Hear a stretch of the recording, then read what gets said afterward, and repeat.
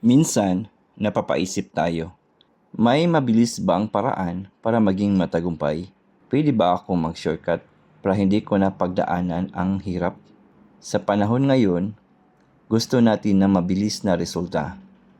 Mabilis na benta, mabilis na paglago, mabilis na tagumpay.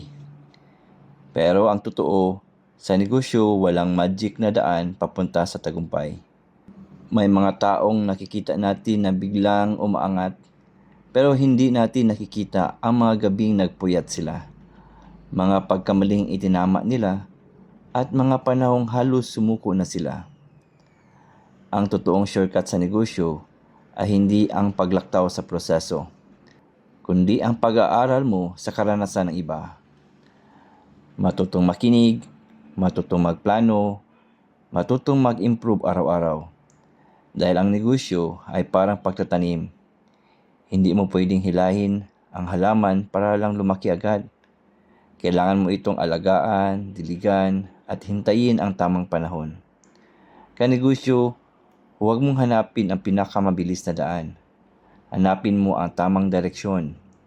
Dahil ang tagumpay na binuo sa sipag, disiplina at tiyaga, mas matibay kaysa tagumpay na dumating ng walang paghahanda. Tuloy lang, balang araw, ang maliit mong simula, magiging malaking kwento ng tagumpay.